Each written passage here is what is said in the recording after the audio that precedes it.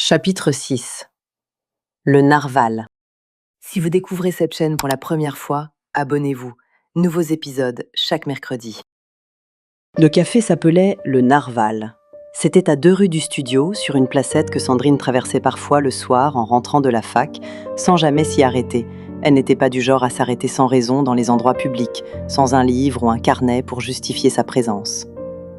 Ce soir-là, elle avait le carnet. Elle était entrée parce qu'il pleuvait, une pluie de mars froide et sérieuse qui n'avait pas l'intention de s'excuser. Elle avait poussé la porte, commandé un thé au comptoir et s'était installée à la seule table libre, dans le fond, près du radiateur. Elle avait ouvert le cahier, regardé la page.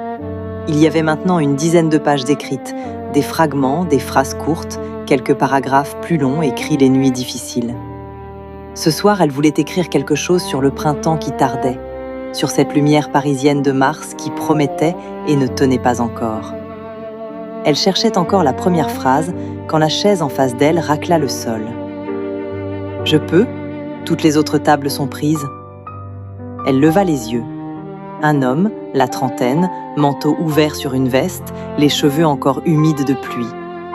Il tenait son verre de vin avec la désinvolture de quelqu'un qui n'a pas l'habitude de demander la permission, mais qui le fait quand même par correction. « Oui, » dit Sandrine.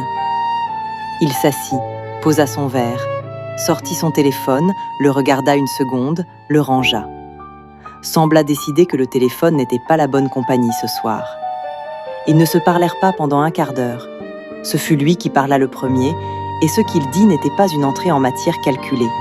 C'était juste une observation, posée dans l'air comme on pose un objet sur une table.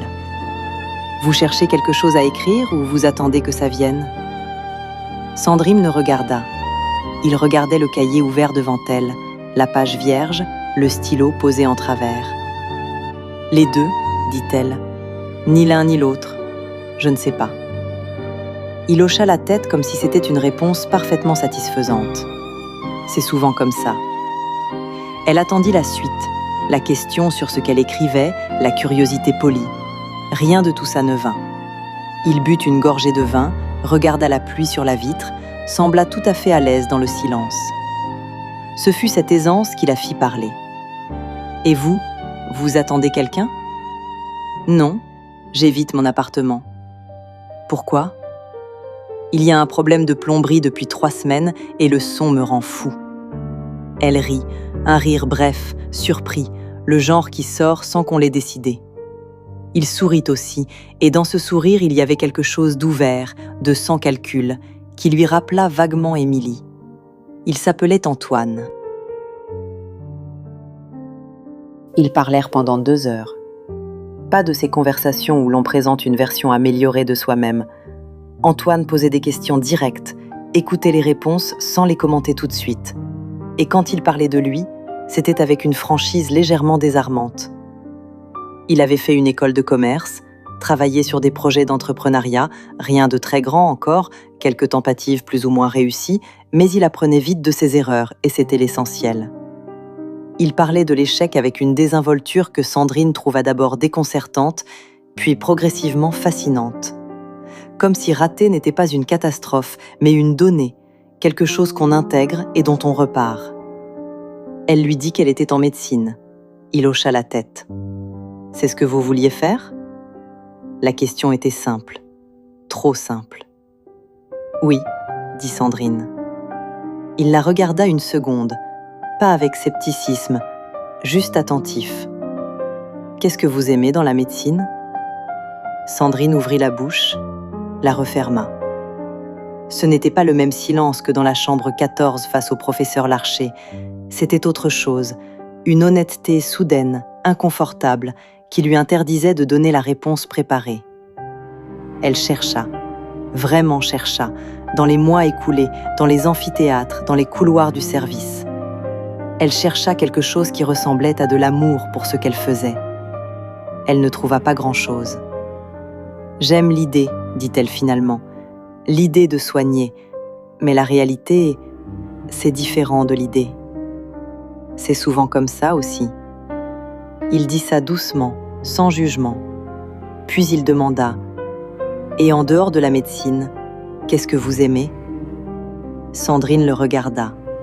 La question lui semblait à la fois évidente et vertigineuse. Elle pensa à la dissertation sur Stendhal, au chien blanc au bout de sa laisse, aux phrases du cahier écrites par terre, dos au lit, à la note de 17 sur 20 que Madame Aubert n'avait pas lue à voix haute. « Écrire », dit-elle. « Je crois que j'aime écrire. » C'était la première fois qu'elle le disait à voix haute, à quelqu'un d'autre qu'elle-même. Antoine hocha la tête, pas avec l'enthousiasme excessif des gens qui veulent encourager, juste un hochement de tête, simple, qui disait « J'entends » et c'est suffisant. Dehors, la pluie avait cessé. Ils restèrent encore une demi-heure après la pluie. Le café se vidait. Le barman essuyait les tables autour d'eux avec la politesse implicite de quelqu'un qui attend qu'on comprenne l'heure. Ils comprirent, remirent leurs manteaux. Sur le trottoir, l'air sentait le bitume mouillé et quelque chose de végétal qui venait du square d'à côté. « Je vais par là, » dit Antoine en indiquant le nord de la rue. « Moi par là. » Un silence suspendu. « Je viens souvent ici le jeudi soir, dit-il, si vous passez par là. » Ce n'était pas une invitation à proprement parler. C'était une information posée dans l'air que Sandrine était libre de prendre ou de laisser. « Je passerai peut-être, » dit-elle. Il sourit, tourna les talons. Elle rentra rue Championnet, prit le cahier sur la table de nuit, s'assit sur le lit. Et pour la première fois depuis des mois, elle trouva immédiatement ce qu'elle voulait écrire. « Ce soir, quelqu'un m'a demandé ce que j'aimais. Je n'ai pas su répondre tout de suite, mais j'ai répondu vrai. C'est peut-être la même chose. » Elle posa le stylo, relut la phrase une fois. Par la fenêtre, le mur d'en face, la lampe du voisin allumée comme toujours. Mais ce soir, pour une raison qu'elle n'aurait pas su expliquer, le studio lui semblait légèrement moins petit.